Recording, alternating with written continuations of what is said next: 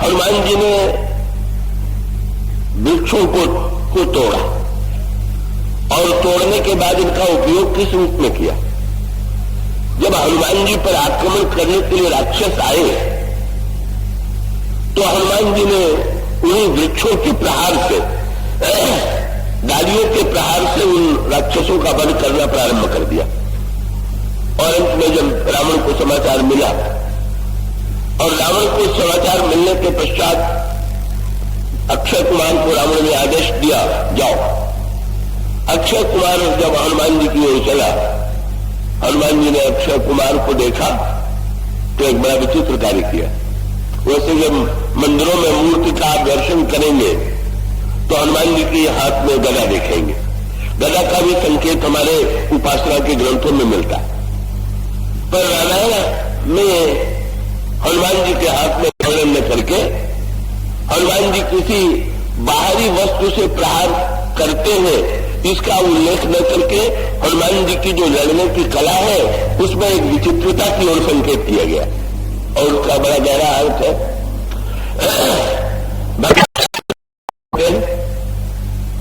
पर हनुमान जी लड़ते हैं तो काहे से लड़ते हैं?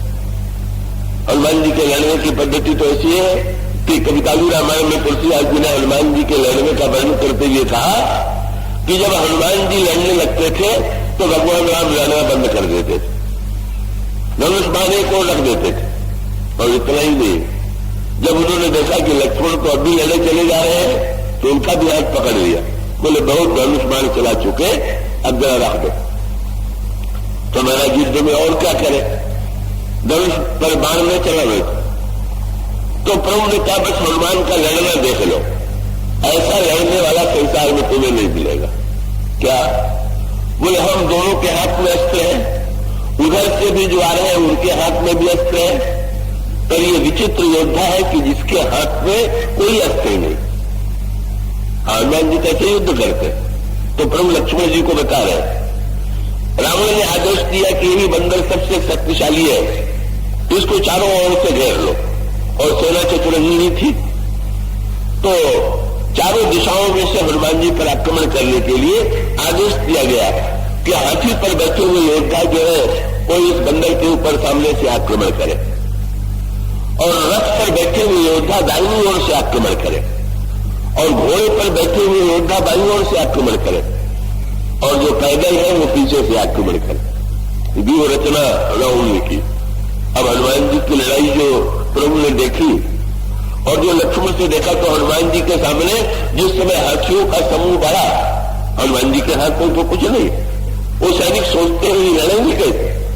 पर हनुमान जी ने तो बड़ा अद्भुत कार्य किया का उसी सामने वाले हाथी को उठा लिया और उसी हाथियों को उन्होंने इतने वेग से हाथियों के ऊपर डाल दिया कि हजारों हाथी एक दूसरे के आघात से ही जितने योद्धा थे वो सामने मर करके गिर गए। और यही कार्य उन्होंने अन्य ओर भी किया। तो उन्होंने रथ को उठा करके रथियों पर फेंक दिया, घोड़े को उठा करके घोड़ों पर फेंक दिया। भगवान राम हनुमान लक्ष्मण से कहते हैं युद्ध देखो, और पूछ इतनी लंबी किया कि जितनी सेना थी सबको उस पर समेट लिया और उठा करके पटक दिया। लाभ लूम लसत लपेटी पटखट भट, और प्रभु कहते देखो वीर लखन लड़न हनुमानी।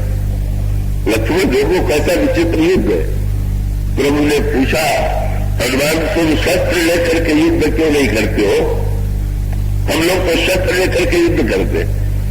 प्रभु ने हनुमान जी ने बड़ी मीठी बात कही। हनुमान जी ने कहा प्रभु आपकी कृपा से मैं लोगों को दिखाना चाहता हूं कि पापी को मारने के लिए किसी बाह्य वस्तु की आवश्यकता नहीं, पापी अपने पाप से मारा जाता है। इसीलिए उसी की वस्तुओं का उसके ऊपर प्रहार करने का अर्थ है। यही हनुमान जी ने वाटिका में भी किया। अशोक वाटिका का वृक्ष उखाड़ लिया और जो ही अक्षय कुमार के सामने देखा, आवत देख विटप गई तरजा और ताही निपासी महाबुरी गर्जा। वो वृक्ष लेकर के हनुमान जी ने अक्षय कुमार पर प्रहार किया और वो विनष्ट होकर के मृत होकर के सामने पड़ गया। हनुमान जी क्या बताना चाहते थे कि रावण ये भी पूछ दे कि मैंने पुत्र को क्यों मार दिया? तो हनुमान जी का उत्तर था कि तुम्हारे पुत्र को मैंने कहा मारा, तुम्हारे अशोक ने तुम्हारे अक्षय को मार दिया। तुम्हारे अशोक वाटिका का वृक्ष था, अब तुम्हारा बेटा मारा तो वृक्ष से मारा, मैं तो बीच में केवल एक साधन मात्र बन गया, मानो व्यंग था। क्या कि तुम दूसरे को शोकग्रस्त बना करके, सीता जी को शोक में डाल करके अगर ये आशा करते हो कि तुम्हारा पुत्र अक्षय रहेगा, तो जो दूसरे को शोक में डालेगा उसका अक्षय अगले दिनों तो रहेगा नहीं। तो तुम नकली नाम रख करके भले ही संतुष्ट हो गए हो कि मेरा बेटा तो अक्षय, पर वस्तुतः अगर व्यक्ति अक्षय होना चाहता है तो दूसरे को पीड़ा न दे। तुम जब दूसरे को कष्ट दोगे तो तुम कैसे आशा करते हो कि तुम्हारे जीवन में पीड़ा और कष्ट कम नहीं होगा।